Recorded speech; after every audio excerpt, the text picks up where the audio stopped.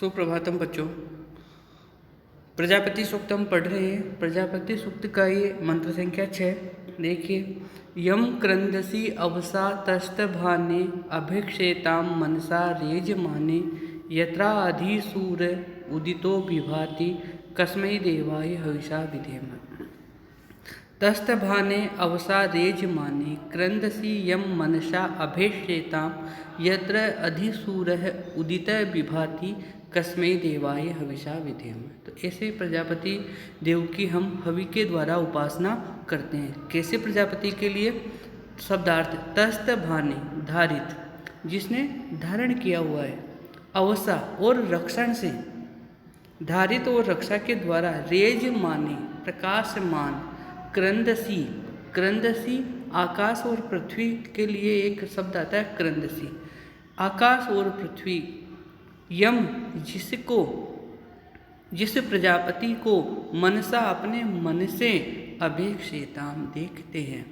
तो धारित और रक्षण से प्रकाशमान, धारण करने से और रक्षा करने से प्रकाशमान आकाश और पृथ्वी जिस प्रजापति को अपने मन से देखते हैं, यत्र जहाँ, अधि प्रजापति के क्षेत्र में, सूर्य उदित होता हुआ, विभाति प्रकाशमान होता है, प्रकाशित होता है, ऐसे प्रजापति को हम हवि के द्वारा प्रसन्न करते हैं, उसकी उपासना करते हैं। प्रसंग कै सूक्त वाले इस मंत्र में ऋषि हिरण्यगर्भ प्रजापति के महत्व का वर्णन कर रहे हैं और कह रहे हैं प्रजापति द्वारा स्थिर किए गए।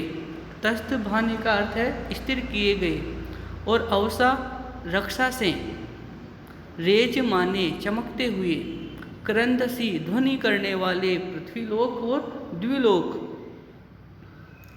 यम जिस प्रजापति को यम मनसा मन की आँखों से, अपने मन से, अभिक्षेताम देखते हैं, यत्र और जहाँ, अधि जिस प्रजापति के क्षेत्र में, सूर्य उदित विभाति उदित होता हुआ, उदय होता हुआ चमकता है, कस्मै देवाय हविषा विधेम, उस प्रजापति को हम हविष्य अन्न के द्वारा संतुष्ट करते हैं।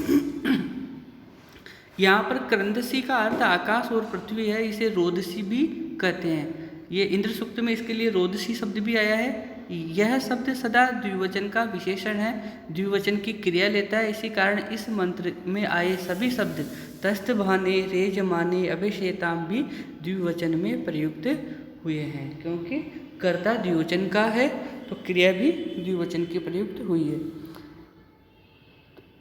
इस मंत्र का भाव यह है कि शब्दायमान, शब्द करती हुई पृथ्वी और आकाश जिस प्रजापति द्वारा स्थिर किए गए हैं और परिपूर्ण हैं, रक्षित हैं, उन्हीं पृथ्वी और आकाश ने प्रजापति देव को महिमामय किया है। अतः रक्षा द्वारा स्थिर होकर ये दोनों प्रजापति को अपने महत्व का कारण मानते हैं, उन्हें अपने मन से देखते हैं।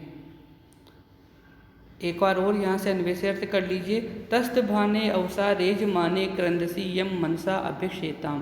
तस्त भाने धारण किए हुए, धारित और रक्षा से चमकने वाले, प्रकाशमान पृथ्वीलोक और द्युलोक जिस प्रजापति को मनसा अभिषेता मन से देखते हैं, यत्र अधि जिस प्रजापति के क्षेत्र में, सूर्य उदित विभाति उदय होता हुआ, प्रकाशमान होता है, चमकता है, कस्मै देवाय हविषा विधेम, उस प्रजापति देव की हम हवि के द्वारा उपासना करते हैं। अब मंत्र संख्या 8 देखिए। यश्चिदापो महिना पर्यपश्यद दक्ष दधाना जनयन्ति यज्ञम यो देवेष्वधिदेव एक आसीत कस्मै देवाय हविषा विधेम। दक्षम दधाना यज्ञम जनयन्ति आपः ये महिनाचित पर्यपश्यत ये देवेषु अधि एक देव आसीत कस्मै देवाय हविषा विधेम।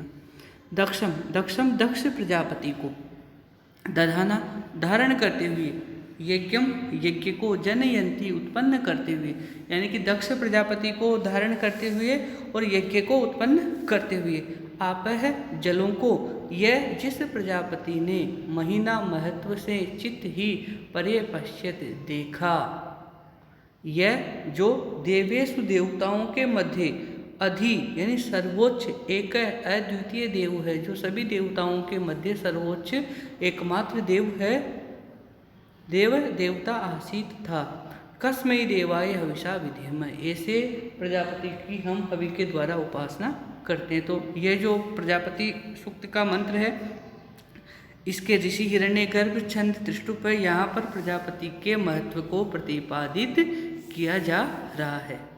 एक बार इसको शब्दार्थ और देख लीजिए। इसका शब्दार्थ हमने इसका देख लिया, अर्थ और देख लीजिए। सृष्टि के बीज रूप दक्ष को धारण करते हुए, तो दक्षम दधाना दक्ष को धारण करते हुए और परमाणु आदि के मेल रूप यज्ञात्मक कर्म को उत्पन्न करते हुए, यज्ञम जनयंती यज्ञों को उत्पन्न करते हुए, जलों को जिसने अपनी महिमा से ही चारों ओर सृष्टि रचना में समर्थ देखा, और जो देवों में अद्वितीय देव था, उस प्रजापति को हम हवि द्वारा प्रसन्न करते हैं।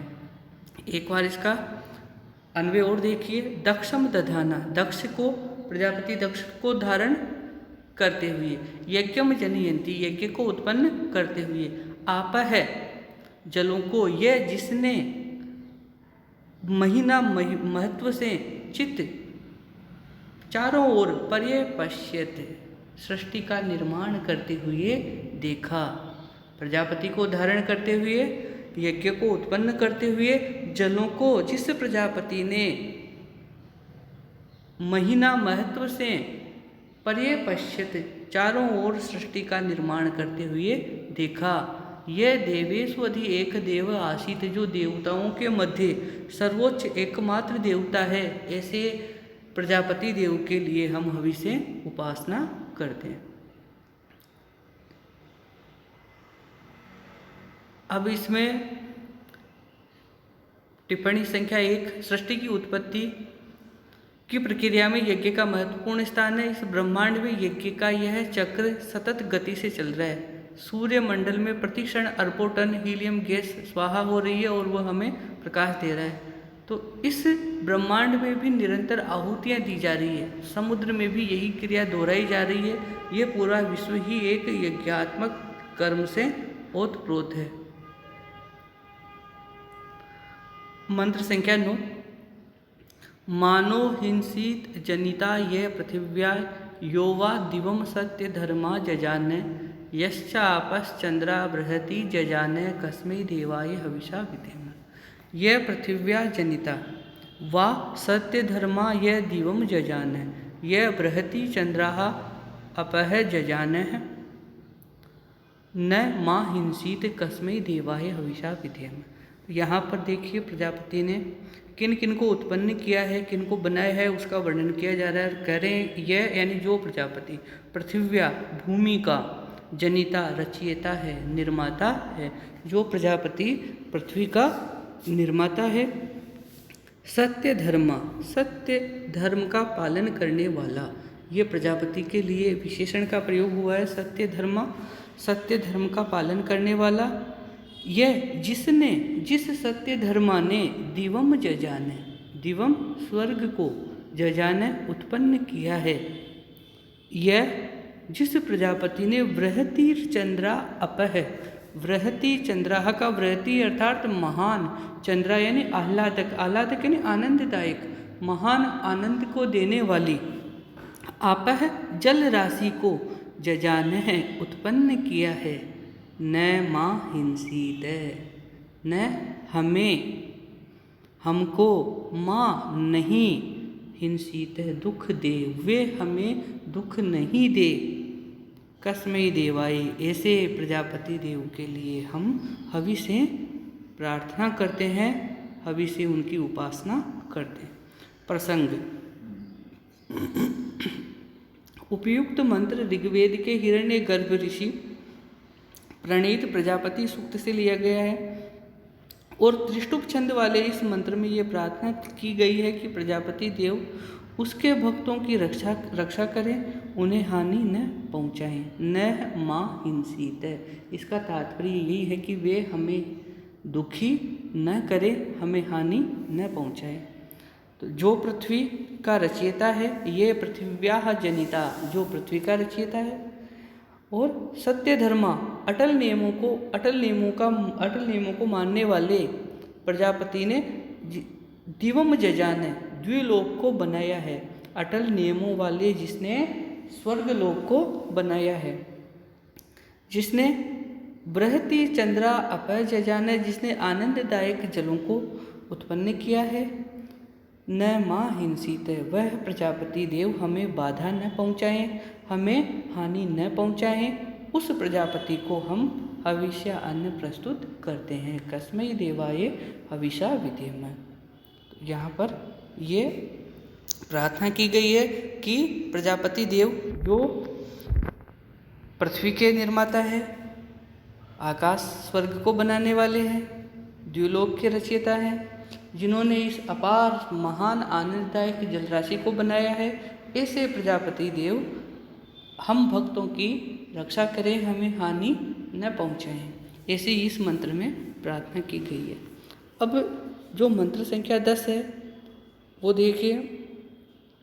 प्रजापते न त्वद एतान्यो विश्वा जातानि परिता बभूव,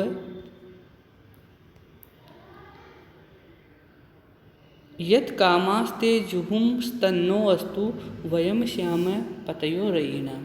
इसमें वो पंक्ति नहीं है कस्मै देवाय हविषा विधेम, ये ही एकमात्र ऐसा मंत्र है जिसमें ये चरण, चौथा चरण नहीं है।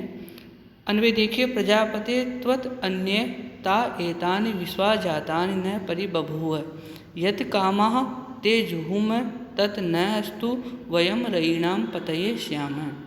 प्रजापति, हे प्रजापति देव, संबोधन है।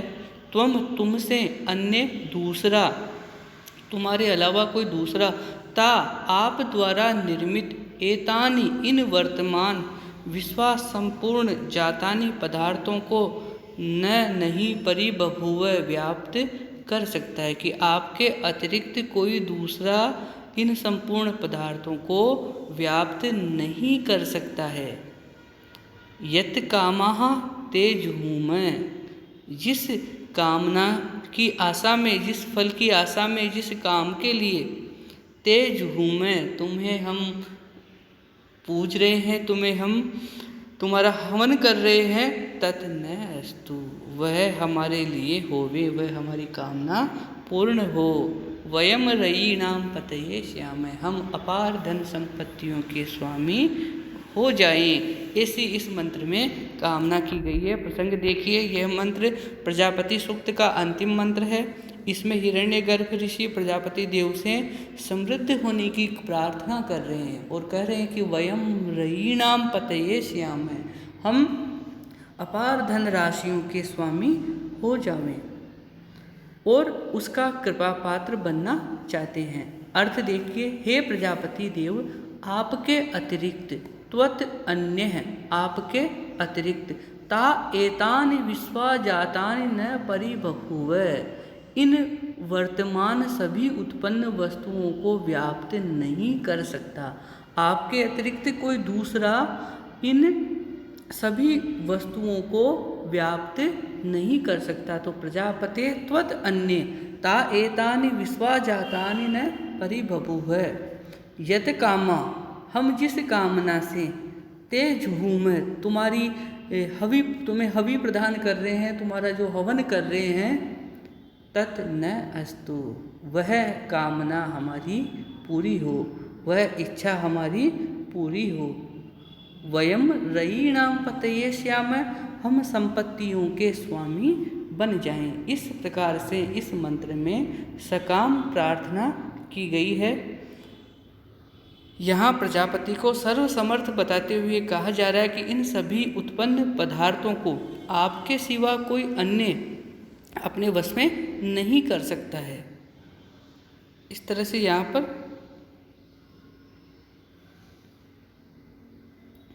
एक बार ये टिप्पणी संख्या 3 भी देख लीजिए। इस मंत्र की अंतिम पंक्ति एक महत्वपूर्ण उद्धरण है। जहाँ इस सूक्त के अन्य सभी मंत्रों में कस्मै देवाय हविषा विधेम प्राप्त होता है, वहाँ इस मंत्र की पंक्ति में हम धन संपत्तियों के स्वामी बने वयम रयीणाम पतये श्यामः, यह वाक्य मिलता है। इससे प्रकट होता है कि ऋग्वेद के ऋषि भौतिक समृद्धि और संपन्नता में विश्वास रखते थे और अपने इष्ट देव से भौतिक समृद्धि और संपन्नता की ही याचना करते थे। कहने का तात्पर्य वैदिक युग में वेदों में हमारे सकाम भक्ति की गई है, कामनाओं की पूर्ति के लिए ईश्वर से प्रार्थना की गई है। ये हो गया हमारा प्रजापति सूक्त। प्रजापति सूक्त के आज हमने इसमें छठा मंत्र, 8वां, 9वां और 10वां मंत्र पढ़ा और ये प्रजापति सूक्त अपना संपूर्ण हो गया। प्रजापति सूक्त के बारे में मैं फिर से दोहराना चाहता हूँ। इस सूक्त में ये प्रजापति सूक्त ऋग्वेद के 10वें मंडल का 121वां सूक्त है। इसमें कुल 10 मंत्र हैं। प्रजापति सूक्त के देवता प्रजापति है। प्रजापति का ही दूसरा नाम कह के विसर्ग लगा हुआ है। कह देवता भी प्रजापति को ही कहते हैं। कह सूक्त भी प्रजापति सूक्त का ही दूसरा नाम है। प्रजापति सूक्त के ऋषि हिरण्यगर्भ ऋषि हैं। ये भी आपसे परीक्षा में पूछ लिया जाता है कि प्रजापति सूक्त के ऋषि कौन हैं, तो आपका उत्तर होगा हिरण्यगर्भ ऋषि। प्रजापति सूक्त में त्रिष्टुप छंद है। त्रिष्टुप छंद में प्रत्येक चरण में 11 वर्ण होते हैं और प्रजापति सूक्त के सभी 10 मंत्रों में त्रिष्टुप छंद का प्रयोग किया गया है। अब ये प्रजापति सूक्त हो गया हमारा संपूर्ण। धन्यवाद।